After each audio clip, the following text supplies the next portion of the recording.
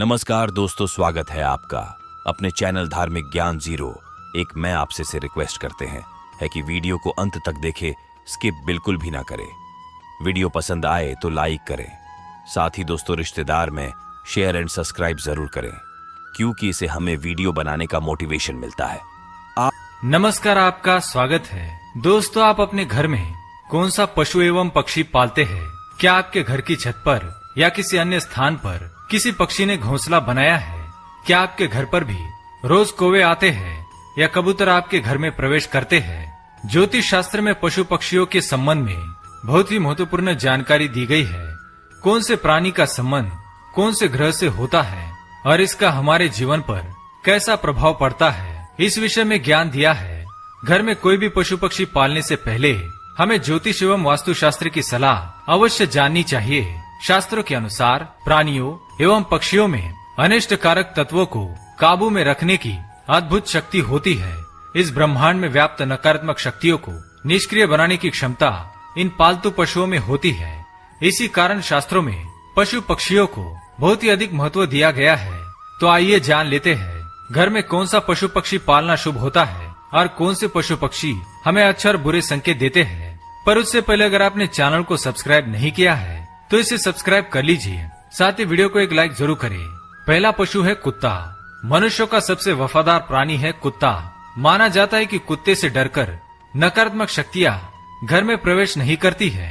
ये नकारात्मक और बुरी शक्तियों को घर से दूर रखने का काम करता है। इसमें भी अगर काला कुत्ता पाला जाए तो ये सबसे अधिक उपयोगी सिद्ध होगा।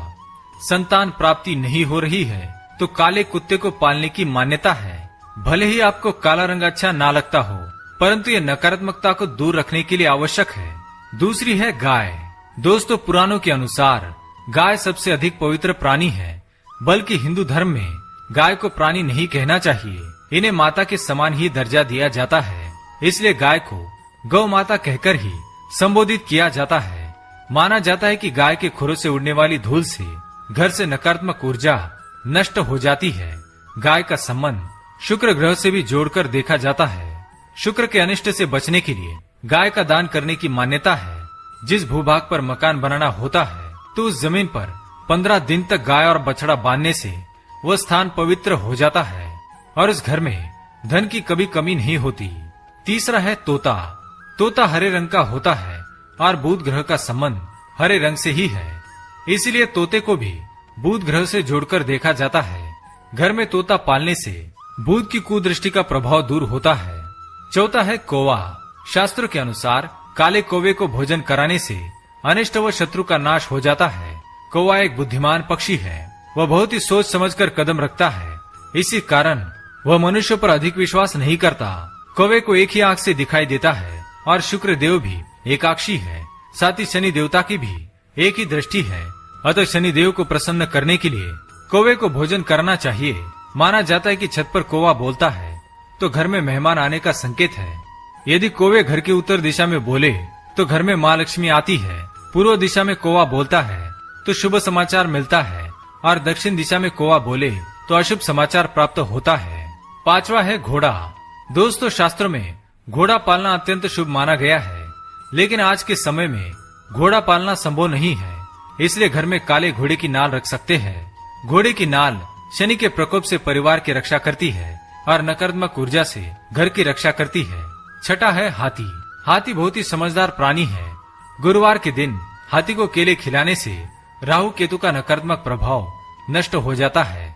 इसके साथ ही हाथी का संबंध माँ लक्ष्मी से होता है, इसलिए आप घर के अंदर हाथी की मूर्ति उत्तर दिशा में अवश्य रखें। सातवां है कबूतर।